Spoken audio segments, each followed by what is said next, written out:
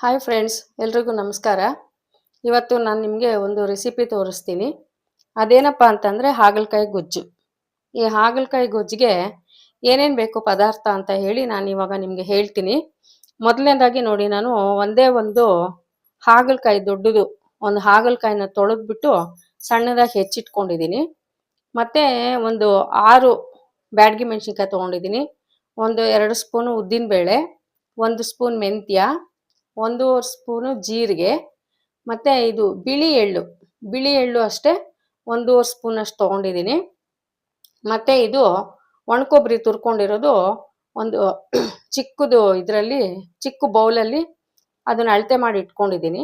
ಆಮೇಲೆ ಕರಿಬೇವಿನ ಸೊಪ್ಪು, ರುಚಿಗೆ ಎಷ್ಟು ಬೇಕೋ ಅಷ್ಟು ಉಪ್ಪು, ಆಮೇಲೆ ಇಂಗು, ಆಮೇಲೆ ಒಗ್ಗರಣೆಗೆ ಸಾಸಿವೆ, ಅರಿಶಿನ, ಎಣ್ಣೆ, ಮತ್ತು ಬೆಲ್ಲ, ಮತ್ತು ಇದು ಹುಣಸೆ ಹುಳಿ, ಒಂದು ನಿಂಬೆಹಣ್ಣು ಗಾತ್ರದ್ದು ಹುಣಸೆ ಹಣ್ಣು ಕಿವುಚ್ಕೊಂಡು ಆ ನೀರು ತೊಗೊಂಡಿದ್ದೀನಿ. ಯಾಕೆ ಅಂತಂದರೆ ಹಾಗಲಕಾಯಿ ಒಂದೇ ಒಂದು ಹೆಚ್ಕೊಂಡಿದ್ದೀನಲ್ಲ, ಅದಕ್ಕೋಸ್ಕರ ಅದಕ್ಕೆ ಎಷ್ಟು ಬೇಕೋ ಅಷ್ಟು ಮಾತ್ರ ಹುಣಸೆ ಹುಳಿ ತೊಗೊಂಡಿದ್ದೀನಿ.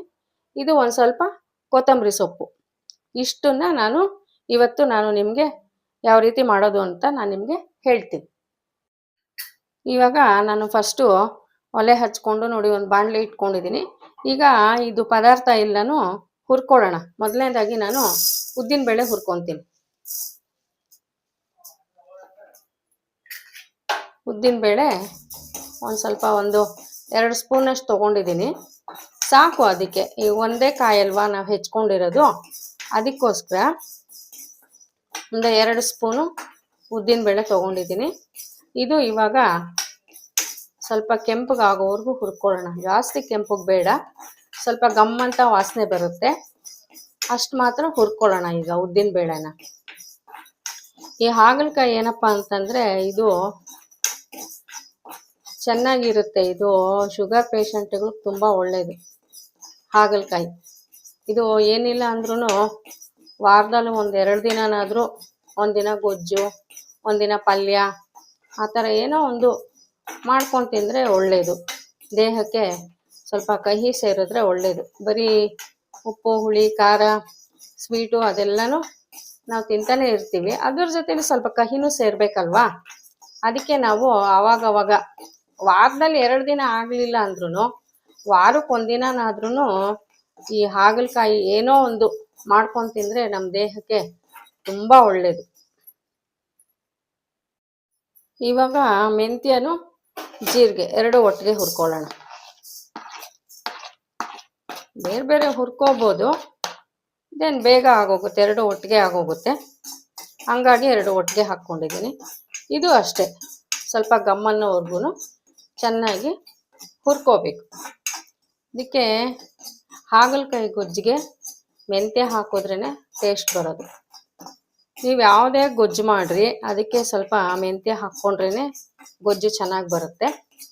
ಅದಕ್ಕೋಸ್ಕರ ಈ ಗೊಜ್ಜುಗಳಿಗೆಲ್ಲನೂ ಸ್ವಲ್ಪ ಮೆಂತ್ಯ ಹಾಕ್ಕೊಂಡ್ರೆ ಒಳ್ಳೆ ಟೇಸ್ಟ್ ಕೊಡುತ್ತೆ. ಈಗ ನೋಡಿ, ಜೀರಿಗೆನೂ ಮೆಂತ್ಯ 2 ಸ್ವಲ್ಪ ಕಂದು ಬಣ್ಣ ಬರೋವರೆಗೂ ಹುರ್ಕೊಂಡಿದ್ದೀನಿ. ಗಮ್ಮಂತ ವಾಸನೆ ಬರ್ತಾ ಇದೆ. ಸಾಕು, ಇಷ್ಟು ಮಾತ್ರ ಹುರ್ಕೊಂಡ್ರೆ ಸಾಕು. ಇವಾಗ ಎಳ್ಳು ಹುರ್ಕೊಳ್ಳೋಣ. ಎಳ್ಳು 1 ಸ್ಪೂನ್ ಹಾಕ್ಕೊಂಡಿದ್ದೀನಿ. 1.5 ಸ್ಪೂನ್ ಹಾಕ್ಕೊಂಡ್ರು ಎಳ್ಳು ಚೆನ್ನಾಗಿರುತ್ತೆ, ರುಚಿಯಾಗಿರುತ್ತೆ. ಈ ಎಳ್ಳನ್ನು ಹುರ್ಕೊಳ್ಳೋಣ. ಬಿಳಿ ಎಳ್ಳಾದರೂ ಹಾಕ್ಕೋಬೋದು, ಇಲ್ಲ ಕಪ್ಪು ಎಳ್ಳಾದರೂ ಬೇಕಾದರೂ ಹಾಕ್ಕೋಬೋದು. ಒಟ್ಟಿನಲ್ಲಿ ಇದು ಅಷ್ಟೇ, ನೀವು ಯಾವ ಗೊಜ್ಜು ಮಾಡಿದ್ರೂ ಅಷ್ಟೇ, ನೀವು ಸ್ವಲ್ಪ ಎಳ್ಳು ಹಾಕ್ಕೊಂಡ್ರೆ ರುಚಿಯಾಗಿರುತ್ತೆ, ಮತ್ತು ಗೊಜ್ಜು ಕೂಡ ಸ್ವಲ್ಪ ಗಟ್ಟಿ ಬರುತ್ತೆ. ನೋಡಿ, ಇದು ಇವಾಗ ಕೆಂಪಗಾಯಿತು. ಇಷ್ಟು ಮಾತ್ರ ಹುರ್ಕೊಂಡ್ರೆ ಸಾಕು. ಇವಾಗ ಇದನ್ನು ಒಂದು ಪ್ಲೇಟ್ಗೆ ಹಾಕ್ಕೊಳ್ಳೋಣ.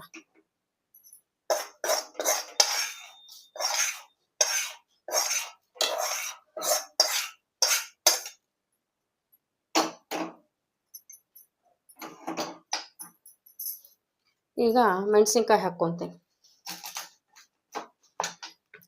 ನಾನು ಬ್ಯಾಡಗಿ ಮೆಣಸಿನ್ಕಾಯಿ ಹಾಕ್ಕೊಂಡಿದ್ದೀನಿ. ಏಕೆ ಅಂತಂದರೆ ಖಾರ ಕಡಿಮೆ ತಿನ್ನೋರು ಇರ್ತಾರಲ್ವ, ಅದಕ್ಕೋಸ್ಕರ ಬ್ಯಾಡಗಿ ಮೆಣಸಿನ್ಕಾಯಿ ಹಾಕ್ಕೊಂಡ್ರೆ ಸ್ವಲ್ಪ ಖಾರನೂ ಇರಲ್ಲ, ಮತ್ತು ಕಲರು ಚೆನ್ನಾಗಿ ಬರುತ್ತೆ, ಟೇಸ್ಟು ಚೆನ್ನಾಗಿರುತ್ತೆ. ಅದಕ್ಕೆ ಬ್ಯಾಡಗಿ ಮೆಣಸಿನ್ಕಾಯಿ. ನಿಮಗೆ ಖಾರ ಬೇಕು ಅಂತಂದರೆ ಒಂದೆರಡು ಖಾರದ ಕಾಯಿ ಬೇಕಾದರೆ, ಗುಂಟೂರು ಕಾಯಿ ಬೇಕಾದರೆ ಒಂದೆರಡು ಹಾಕ್ಕೋಬೋದು. ಖಾರ ಕಡಿಮೆ ತಿನ್ನೋರು ಬರೀ ಬ್ಯಾಡಗಿ ಮೆಣಸಿನ್ಕಾಯಿ ಹಾಕ್ಕೊಂಡ್ರೆ ಸಾಕು. ನೋಡಿ ಮೆಣಸಿನ್ಕಾಯಿ ಆಗಿದೆ, ತೆಕ್ಕೊಳ್ಳೋಣ ಒಂದು ಪ್ಲೇಟ್ಗೆ. ಮತ್ತು ಮೆಣಸಿನ್ಕಾಯಿ ಆದಮೇಲೆ ಕೊಬ್ಬರಿನೂ ಅಷ್ಟೇ, ಒಣ ಕೊಬ್ಬರಿನೂ ಸ್ವಲ್ಪ ಬಾಡಿಸ್ಕೊಳ್ಳೋಣ ಚೆನ್ನಾಗಿ. ಇದು ಒಣ ಕೊಬ್ಬರಿ ಏನಕ್ಕೆ ಬಾಡಿಸ್ಕೋಬೇಕು ಅಂತಂದರೆ, ನೀವು ಗೊಜ್ಜು 2 ದಿನ ಇಟ್ಕೊಂಡು ತಿನ್ಬೋದು. ಈ ಬರೀ ಹಸಿ ಕೊಬ್ಬರಿ ಇದು ಬರೀ ತುರ್ಕೊಂಡಿರೋದು ಹಾಕಿದ್ರೆ ಏನಾಗುತ್ತೆ ಅಂದರೆ ಅದಿನ್ನೂ ಸ್ವಲ್ಪ ಹಸಿ ಹಸಿ ಇರುತ್ತಲ್ವಾ, ಅದಕ್ಕೋಸ್ಕರ ಸ್ವಲ್ಪ ಬೆಚ್ಚಗೆ ಮಾಡಿಕೊಂಡ್ರೆ ಅವಾಗ ಏನಾಗುತ್ತೆ ಅಂತಂದರೆ ಒಣ ಕೊಬ್ಬರಿ ನೀವು ಕೊಬ್ಬರಿ ಇದನ್ನ ಗೊಜ್ಜನ್ನ 2 ದಿನ ಇಟ್ಕೊಂಡ್ರು ಕೂಡ ಚೆನ್ನಾಗಿರುತ್ತೆ, ಏನು ವಾಸನೆ ಗೀಸನೆ ಬರಲ್ಲ. ಈ ಕೊಬ್ಬರಿ ಸ್ವಲ್ಪ ಹಸಿ ಹಸಿ ಇರುತ್ತಲ್ವಾ, ಅದಕ್ಕೋಸ್ಕರ ನೀವು ಒಣ ಕೊಬ್ಬರಿನೂ ಬಿಸಿ ಮಾಡಿಕೊಂಡ್ರೆ ರುಚಿನೂ ಇರುತ್ತೆ, ಹಸಿ ವಾಸನೆ ಇರಲ್ಲ, ರುಚಿಯಾಗಿರುತ್ತೆ. ಸ್ವಲ್ಪ ಡ್ರೈ ಆದರೆ ಇದು ಒಣ ಕೊಬ್ಬರಿ ರುಚಿಯಾಗಿರುತ್ತೆ. ನೋಡಿ ಈಗ ನಾನು ಹುರ್ಕೊಂಡಿರೋದೆಲ್ಲ ಒಂದು ಪ್ಲೇಟ್ಗೆ ಹಾಕ್ಕೊಂಡಿದ್ದೀನಿ. ಇದು ಇವಾಗ ತಣ್ಣಗಾಗೋದಕ್ಕೆ ಬಿಡಬೇಕು. ಇದೆಲ್ಲ ತಣ್ಣಗಾದ್ಮೇಲೆ ನಾವು ಮಿಕ್ಸಿಯಲ್ಲಿ ಹಾಕ್ಕೊಂಡು ಇದನ್ನು ನುಣ್ಣಗೆ ಮಾಡ್ಕೋಬೇಕು. ಇವಾಗ ನೋಡಿ ಬಾಣಲಿ ಇಟ್ಕೊಂಡು ಬಾಣಲಿ ಒಳಗೆ ಒಂದು 4 ಸ್ಪೂನು ಎಣ್ಣೆ ಹಾಕ್ಕೊತಾ ಇದ್ದೀನಿ. ಇದನ್ನು ನಾನು ಏನು ಮಾಡ್ತೀನಿ ಅಂತಂದರೆ ಒಗ್ಗರಣೆ ಒಳಗೇನೆ ಚೆನ್ನಾಗಿ ಸ್ವಲ್ಪ ಫ್ರೈ ಮಾಡ್ಕೊತೀನಿ ಹಾಗಲಕಾಯಿನ. ಈಗ ಎಣ್ಣೆ ಹಾಕ್ಕೊಂಡಿದ್ದೀನಿ. ಎಣ್ಣೆ ಕಾದ್ಮೇಲೆ ಹಿಂಗೆ ಹಾಕ್ಕೊಳ್ಳೋಣ. ಹಿಂಗು ಚೆನ್ನಾಗಿ ಹಾಕ್ಕೊಂಡ್ರೆ ಇದು ಗೊಜ್ಜು ರುಚಿಯಾಗಿರುತ್ತೆ. ಈಗ ಹಿಂಗೆ ಹಾಕ್ಕೊಂಡ್ವಿ. ಈಗ ಸಾಸಿವೆ ಹಾಕ್ಕೊಳ್ಳೋಣ. ಸಾಸಿವೆ ಆಗ್ತಾ ಇದೆ. ಇದನ್ನ ಚೆನ್ನಾಗಿ ಒಗ್ಗರಣೆ ಒಳಗೇನೆ ಚೆನ್ನಾಗಿ ಬಾಡಿಸ್ಕೋಬೇಕು. ಕರ್ಬೇವಿನ ಸೊಪ್ಪು ಹಾಕ್ತೀನಿ. ಸ್ವಲ್ಪ ಕರ್ಬೇವಿನ ಸೊಪ್ಪು ಆದ್ಮೇಲೆ ಸ್ವಲ್ಪ ಅರಿಶಿನ ಹಾಕ್ಕೊತೀನಿ. ನೋಡಿ ಇದೆಲ್ಲ ಒಗ್ಗರಣೆ ಚೆನ್ನಾಗಾಯಿತು, ಸಾಸಿವೆ ಎಲ್ಲ ಸಿಡ್ದಿದೆ. ಈಗ ಇದಕ್ಕೆ ಇವಾಗ ಹೋಳು ಹಾಕ್ಕೊಳ್ಳೋಣ. ಹಾಗಲಕಾಯಿ ಹೆಚ್ಕೊಂಡಿದ್ವಲ್ಲ ಅದ್ರದ್ದು ಹೋಳು ಹಾಕ್ಕೊಂಡು ಚೆನ್ನಾಗಿ ಎಣ್ಣೆ ಒಳಗೆ ಲೋ ಫ್ಲೇಮ್ ಇಟ್ಕೋಬೇಕು, ಸಣ್ಣ ಉರಿ ಇಟ್ಕೊಂಡ್ಬಿಟ್ಟು ಇದನ್ನು ಚೆನ್ನಾಗಿ ಬಾಡಿಸ್ಕೋಬೇಕು. ಅಂದರೆ ಇದು ಎಣ್ಣೆ ಒಳಗೇನೆ ಒಂದು ಅರ್ಧ ಬೆಂದೋಗ್ಬೇಕು. ಆವಾಗ ಏನಾಗುತ್ತೆ ಅಂತಂದರೆ ಚೆನ್ನಾಗಿ ಕಹಿ ಬಿಟ್ಕೊಂಡ್ಬಿಡುತ್ತೆ, ಸ್ವಲ್ಪನೂ ಕಹಿ ಇರೋದಿಲ್ಲ. ಎಣ್ಣೆ ಒಳಗೆ ಚೆನ್ನಾಗಿ ಬಾಡಿಸ್ಕೊಳ್ಳೋಣ ಹಾಗಲಕಾಯಿನ. ನೋಡಿ ಇದು ಎಣ್ಣೆ ಒಳಗೆ ನೋಡಿ ನಿಮ್ಗೆ ಆಗಲೇ ಕಲರ್ ಗೊತ್ತಾಗುತ್ತೆ ನಿಮಗೆ. ಇದನ್ನು ಫ್ರೈ ಮಾಡ್ಕೊತಾ ಇರಬೇಕಾದ್ರೇ ನೋಡಿ ಆಗಲೇ ಸ್ವಲ್ಪ ಕಲರ್ ಎಲ್ಲ ಚೇಂಜ್ ಆಯಿತು. ಸ್ವಲ್ಪ ಇದು ಹುರಿಬೇಕಾದ್ರೂ ಅಷ್ಟೇ ಚೆನ್ನಾಗಿ ಗಮ್ಮಂತ ವಾಸನೆ ಬರುತ್ತೆ. ಯಾಕೆ ಅಂತಂದರೆ ನಾವು ಹಿಂಗೆಲ್ಲ ಹಾಕಿರ್ತೀವಲ್ವಾ, ಹಿಂಗೆ ಹಾಕಿರೋದ್ರಿಂದ ಚೆನ್ನಾಗಿ ಗಮ್ಮಂತ ವಾಸನೆ ಬರುತ್ತೆ. ಇವಾಗ ನೋಡಿ ಎಣ್ಣೆ ಒಳಗೇನೆ ನಾನು ಒಂದು 5 ನಿಮಿಷ ಚೆನ್ನಾಗಿ ಹುರ್ಕೊಂಡಿದ್ದೀನಿ. ಇವಾಗ ಇದು ಪೂರ್ತಿ ಬೇಯಬೇಕು ಅಂತಂದರೆ ಇದು ಚೆನ್ನಾಗಿ ಹುರ್ಕೊಂಡು ನೋಡಿ ಎಣ್ಣೆ ಒಳಗೇನೆ ಚೆನ್ನಾಗಿ ಬೇಯಬೇಕಿದು. ಚೆನ್ನಾಗಿ ಎಣ್ಣೆ ಒಳಗೆ ಬೇಯಿದ್ರೆ ಏನಾಗುತ್ತೆ ಅಂತಂದರೆ ಕಹಿ ವಾಸನೆ ಏನೂ ಇರೋದಿಲ್ಲ, ಮತ್ತು ರುಚಿಯಾಗೂ ಇರುತ್ತೆ ಇದು. ಇವಾಗ ನೋಡಿ ಎಣ್ಣೆಯಲ್ಲಿ ಅರ್ಧ ಬೆಂದೋಗಿದೆ. ಇವಾಗ ಇದಕ್ಕೆ ಹುಣಸೆ ಹುಳಿ ಹಾಕ್ಕೊಳ್ಳೋಣ.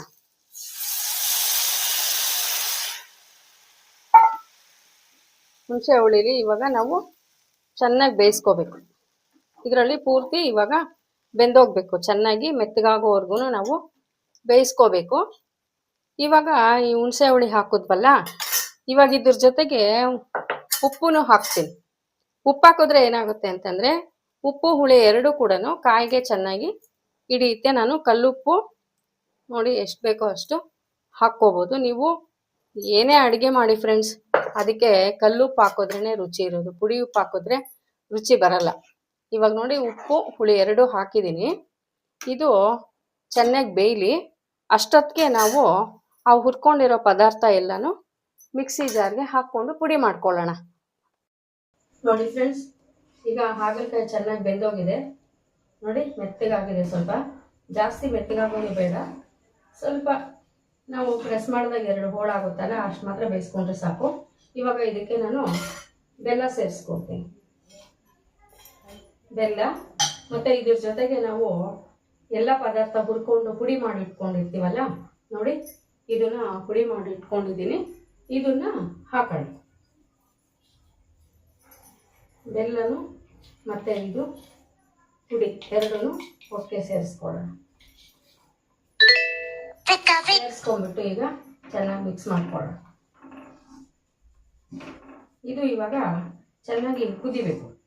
ಇದು ಖಾರ ಇವಾಗ ಉಪ್ಪು ಹುಳಿ ಎಲ್ಲ ಹಾಕಿದ್ವಲ್ಲ, ಅದು ಚೆನ್ನಾಗಿ ಹಿಡಿದಿರುತ್ತೆ. ಇವಾಗ ನಾವು ಈ ಇದು ಮಿಕ್ಸಿಗೆ ಹಾಕ್ಕೊಂಡಿರ್ತಕ್ಕಂಥ ಎಲ್ಲ ಪದಾರ್ಥನೂ ಸೇರಿಸ್ಕೊಂಡ್ರೆ ನೋಡಿ ಚೆನ್ನಾಗಿ ಬರ್ತಾಯಿದೆ. ಇದು ಜಾಸ್ತಿ ಕುದಿಸೋದು ಬೇಡ, ಯಾಕೆ ಅಂತಂದರೆ ನಾವು ಆಲ್ರೆಡಿ ಎಲ್ಲ ಹುರ್ಕೊಂಡಿರ್ತೀವಲ್ಲ ಪದಾರ್ಥ.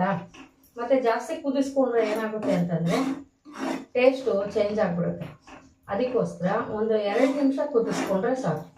ನೋಡಿ ಆ ಪುಡಿ ಹಾಕಿದ ತಕ್ಷಣ ನೋಡಿ ಗೊಜ್ಜು ಎಷ್ಟು ಗಟ್ಟಿ ಬಂತು ಅಂತಂದರೆ. ಇದು ಬೇಕಾದರೆ ನೀವು ಇನ್ನೊಂದು ಸ್ವಲ್ಪ ಬೇಕು ಅಂತಂದರೆ ನೀರು ಸೇರಿಸ್ಕೋಬೋದು. ಅನ್ನಕ್ಕೆ ಮುದ್ದೆಗೆ ಅಂತಂದರೆ ಸ್ವಲ್ಪ ನೀರು ಸೇರಿಸ್ಕೋಬೋದು. ಈ ಥರ ಗಟ್ಟಿಯಾಗಿ ಮಾಡಿಕೊಂಡ್ರೆ ಚಪಾತಿಗೆ ಮತ್ತು ದೋಸೆಗೆ ರೊಟ್ಟಿಗೆ ಯಾವುದಕ್ಕೆ ಬೇಕಾದ್ರೂ ನೋಡಿ ಗಟ್ಟಿಯಾಗಿ ಮಾಡ್ಕೋಬೋದು. ನೋಡಿ ಕಲರು ಟೇಸ್ಟ್ ಚೆನ್ನಾಗಿ ಬಂದಿದೆ. ಮತ್ತು ಇದು ಕುದಿರೋದು ಕೂಡ ಸಾಕು, ಬೆಲ್ಲ ಕರಗುತ್ತಲ್ವ ಅಷ್ಟರವರೆಗೂ ಕುದಿಸ್ಕೊಂಡ್ರೆ ಸಾಕು. ಜಾಸ್ತಿ ಕುದಿಸ್ಕೊಂಡ್ರೆ ಟೇಸ್ಟ್ ಬೇರೆ ಆಗಿಬಿಡುತ್ತೆ. ನೋಡಿ ಇಷ್ಟು ಮಾತ್ರ ಮಾಡಿಕೊಂಡ್ರೆ ಸಾಕು, ತುಂಬ ಚೆನ್ನಾಗಿ ಬರುತ್ತೆ. ಇದು ಈ ಥರ ನಾವು ಈ ಹಾಗಲಕಾಯಿ ಗೋಳನ್ನ ನಾವು ಒಗ್ಗರಣೆ ಒಳಗೇನೆ ಚೆನ್ನಾಗಿ ಬಾಡಿಸ್ಕೊಂಡಿರ್ತೀವಲ್ವ, ಆವಾಗಲೇ ಕಹಿ ಎಲ್ಲ ಒಟ್ಟೋಗಿರುತ್ತೆ. ಮತ್ತು ಹುಣಸೆ ಹುಳಿ ಒಳಗೂ ಬೇಯಿಸ್ಕೊಂಡಿರ್ತೀವಿ. ಒಗ್ಗರಣೆ ಒಂದು ಸ್ವಲ್ಪನೂ ಕಹಿ ಇರಲ್ಲ. ಬೇಕಾದ್ರೆ ಫ್ರೆಂಡ್ಸ್ ನೀವೊಂದ್ಸರಿ ಮಾಡಿ ನೋಡಿ. ಈ ಥರ ಹಾಗಲಕಾಯಿ ಸ್ವಲ್ಪನೂ ಕಹಿ ಇರಲ್ಲ, ಎಷ್ಟು ಚೆನ್ನಾಗಿರುತ್ತೆ ಗೊತ್ತಾ. ನೋಡಿ ಇಷ್ಟು ಮಾತ್ರ ಮಾಡ್ಕೊಂಡ್ರೆ ಸಾಕು. ಬೇಕು ಅಂತಂದರೆ ನೀವು ಸ್ವಲ್ಪ ನೀರು ಹಾಕ್ಕೋಬೋದು, ಇಲ್ಲ ಅಂತಂದರೆ ಇಷ್ಟು ಮಾತ್ರ ಗಟ್ಟಿ ಬೇಕು ಅಂತಂದರೆ ಇಷ್ಟು ಮಾತ್ರ ಮಾಡ್ಕೊಳ್ಳಿ ಸಾಕು. ಎಲ್ಲದಕ್ಕೂ ಚೆನ್ನಾಗಿರುತ್ತೆ. ನೋಡಿ ನೋಡಿ ಫ್ರೆಂಡ್ಸ್, ಚೆನ್ನಾಗಿ ಕುದಿಬೇಕಾದ್ರೆ ಎಷ್ಟು ಚೆನ್ನಾಗಿ ಗಮ್ಮಂತ ವಾಸನೆ ಬರ್ತಾಯಿದೆ. ಇಷ್ಟು ಮಾತ್ರ ಕುದಿಸ್ಕೊಂಡ್ಬಿಟ್ಟು ನೀವು ಸ್ಟವ್ ಆಫ್ ಮಾಡ್ಕೊಂಬಿಡಿ. ನೋಡಿ ಈ ಗೊಜ್ಜು ನೀವು ಒಂದ್ಸರಿ ಮಾಡಿ ಟ್ರೈ ಮಾಡಿ ನೋಡಿ. ಮಾಡಿ ನಿಮ್ಗೇನಾದರೂ ಇಷ್ಟ ಆಯಿತು ಅಂತಂದರೆ ಲೈಕ್ ಮಾಡಿ, ಶೇರ್ ಮಾಡಿ, ಸಬ್ಸ್ಕ್ರೈಬ್ ಮಾಡ್ಕೊಳ್ಳಿ. Thank you.